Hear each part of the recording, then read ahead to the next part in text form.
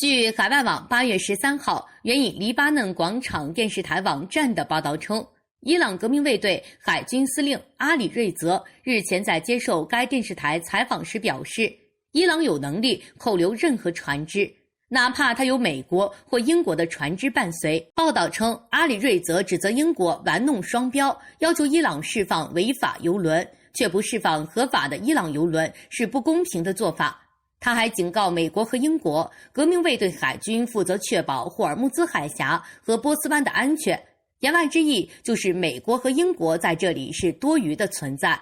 在过去的几个星期里，美国已经累计向60多个国家发出命令，要求他们派出军舰参与对伊朗的震慑行动，美其名曰在霍尔木兹海峡的自由航行。但软磨硬泡之后，截至目前只有一个国家表示愿意参加，那就是英国。实现了零突破，可把国务卿蓬佩奥高兴坏了。在会见英国外交大使米尼克拉布，盛赞英国有数百年丰富的航海经验，可以确保霍尔木兹海峡万无一失。尽管就在几天前，伊朗人就当着英国海军的面扣押了英国邮轮史坦纳帝国号。当然，这件事在那个场合还是忘掉比较好。现在英国已经在针对伊朗的问题上有全面倒向美国的迹象，除了鄙夷英国人没有骨气之外，伊朗不得不考虑一下现实的威胁。尽管皇家海军早就没有了当年的荣耀，一艘护卫舰和一艘驱逐舰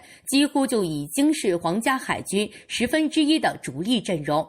但政治上的象征意义还是有的。比如澳大利亚似乎也正在考虑做个顺水人情，改变立场，加入美国的护航队伍。因此，伊朗选择在这个时刻发声，其实就是在暗示那些还在犹豫的国家，来波斯湾趟浑水并不是一件明确的选择。伊朗有能力扣留任何船只，这句话有一句潜台词，那就是伊朗能扣押的不只是油轮，只要国外军舰违反了法律，伊朗照样敢抓。事实上，伊朗以前就这么做过。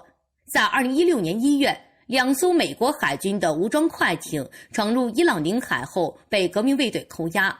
当时10多名美军士兵跪在甲板上向伊朗人举手投降的一幕，让全世界为之惊讶。